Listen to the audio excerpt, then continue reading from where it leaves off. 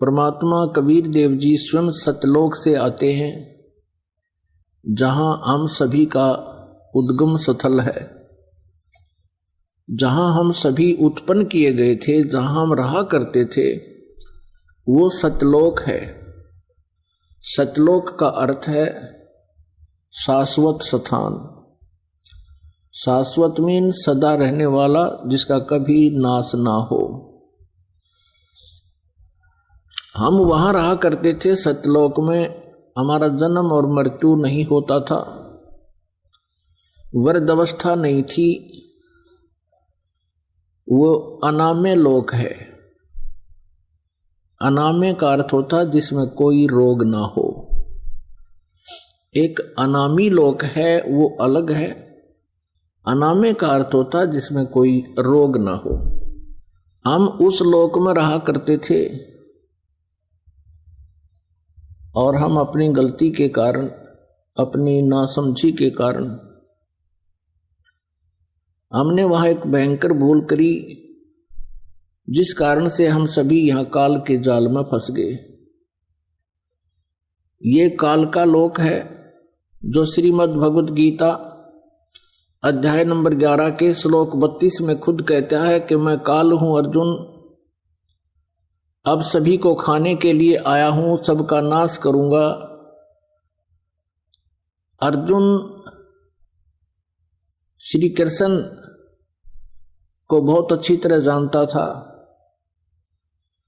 श्री कृष्ण अर्जुन के साले थे, क्योंकि श्री कृष्ण की बहन सुभद्रा अर्जुन से ब्याही थी। और उसके पश्चात भी उस समय जब वो काल प्रकट हुआ, काल आया, प्रवृत्त हुआ, श्री कृष्ण जी के शरीर में प्रवेश होकर के और फिर शरीर से बाहर निकल के उसने अपना विराट रूप दिखाया, श्री कृष्ण का शरीर ओझल कर दिया। तब अर्जुन पूछता है कि हे महानुभाव, आप कौन हो? मैं आपसे अपरिचित हूं, मैं बहुत भयभीत भी हूं। इससे सिद्ध है कि वहां वो श्री कृष्ण जी नहीं थे, काल था। वो काल बोल रहा था। श्रीमद् भगवत गीता जी का ज्ञान इस काल भगवान ने दिया है श्री कृष्ण जी के शरीर में प्रवेश करके। तो वो स्वयं कहता है कि मैं काल हूं और अब प्रवृत्त हुआ हूं। यदि श्री कृष्ण गीता जी का ज्ञान दे रहे होते तो ये शब्द प्रयोग नहीं करते और न ही अर्जुन को ये पूछने की आवश्यकता पड़ती आप कौन है। ये वो काल है जो प्रत्येक कार्य, प्रत्येक कर्म ये धोखे से करता है, प्रत्येक को मिसगाइड रखता है, किसी को भी सत्य से परिचित नहीं होने देता। और गीता जी अध्याय नंबर 4 के श्लोक 5 और 9 में ये खुद कहता है, अर्जुन तेरे और मेरे बहुत जन्म हो चुके हैं, तू नहीं जानता मैं जानता हूं। मेरे जन्म और कर्म अलौकिक हैं। इसके कर्म अलौकिक ऐसे हैं कि ये किसी को सच्चाई से परिचित नहीं होने देता, अपने वास्तविक रूप को कभी किसी के सामने प्रत्यक्ष नहीं करता। ये काल है जिसके लोक में हम फंस गए हैं। और ये स्वयं अर्जुन कह रहा है, क्योंकि वो श्री कृष्ण मान रहा था उनको, कह रहा है कि हे भगवान, आप तो देवताओं को भी खा रहे हो। 11वें अध्याय के 21वें श्लोक में आप ऋषियों को भी खा रहे हो और वो आपसे ही मंगल कामना कर रहे हैं, प्रार्थना कर रहे हैं अपनी सुरक्षा की। आप उन्हें भी खा रहे हो, कुछ आपकी दाढ़ों में लटके हुए हैं, सब के सब आपके मुख में समा रहे हैं। तो 11वें अध्याय के 32वें श्लोक में कहता है, अर्जुन मैं काल हूं, मैं अब प्रवृत्त हुआ हूं और तू ना युद्ध करेगा तो भी मैं इनको मार डालूंगा, मैंने इनको खाना है। तो ये लोक इस काल का है और यहां जन्म और मृत्यु कंपलसरी है, क्योंकि इसको काल भगवान को एक श्राप लगा हुआ है 1,00,000 मानव शरीरधारी प्राणियों का नित आहार करने का। पुण्यात्माओं, जैसे ये स्थूल शरीर तो यहां रह जाता है, हम तो इसके काम लगे रहते हैं। कोई जमीन में गाड़ देता है, कोई सवा कर देता है, संस्कार कर देता है, जला देता है, कोई जल प्रवाह कर देता है, कोई वैसे जंगल में डाल देता है। ये स्थूल शरीर को नहीं खाता, इसके अंदर सूक्ष्म शरीर है और सूक्ष्म शरीर के अंदर पूरे जीवन में मनुष्य शरीर के अंदर जितने भी ये व्यसन करता है, आहार करता है, उसका सूक्ष्म तत्व समावेश हो जाता है सूक्ष्म शरीर में। और उस सारे 1,00,000 मानव शरीरधारी प्राणियों को तपतशिला के ऊपर एक बहुत बड़ी तपतशिला माने अपने आप गर्म एक तवे जैसी पत्थर की टुकड़ी है, उसके ऊपर डाल देता है। वो स्वतः गर्म रहती है, बहुत बहुत गर्म होती है और सभी प्राणियों को उसको ऊपर डाल देता है। फिर वो वहां प्राणी ऐसे तड़प तड़प कर जैसे खील भुन्या करें, ऐसे चटक पटक करते हैं और वो मरते नहीं। सूक्ष्म शरीर में पीड़ा बहुत होती है, सब तौबा बोल जाते हैं।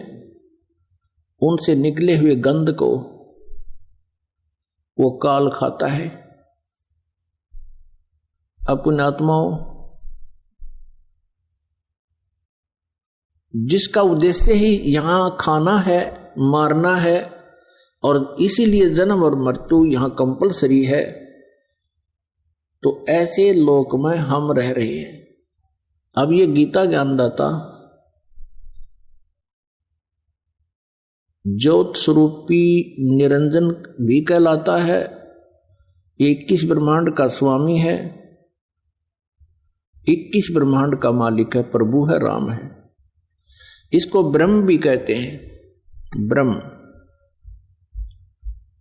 और इसी को सरपुरुष भी कहते हैं, जो गीता जी अध्याय नंबर 15 के श्लोक 16 और 17 में 3 पुरुष बताए हैं। एक सरपुरुष, सरपुरुष ये खुद है, ये ज्योत स्वरूपी निरंजन भी कहलाता है, ये काल भी कहलाता है। और एक अक्षर पुरुष, अक्षर पुरुष 7 शंख ब्रह्मांड का स्वामी है, 7 शंख ब्रह्मांड का स्वामी, 7 शंख, नील पद्म शंख, वो अक्षर पुरुष कहलाता है। अक्षर का अर्थ होता है जिसका नाश ना हो, अविनाशी। लेकिन वास्तव में ये अक्षर पुरुष, जिसे परब्रह्म भी कहते हैं, ये भी अविनाशी नहीं है, इसकी भी आयु सीमा है। इसीलिए गीता जी अध्याय नंबर 15 के श्लोक 17 में कहा है कि उत्तम पुरुष तु अन्य परमात्मा इति उदाहरते, यह लोक तरम आविश्य विवर्ती अवै ईश्वर है। उत्तम पुरुष, जैसे गीता जी अध्याय नंबर 15 के श्लोक नंबर 16 में 2 पुरुष बताए, सरपुरुष और अक्षर पुरुष, और साथ में यह भी निर्णय दिया है कि इनके तथा इनके अंतर्गत जितने भी प्राणी हैं ये सभी नाशवान हैं और जीवात्मा किसी की मरती नहीं, वो अमर है।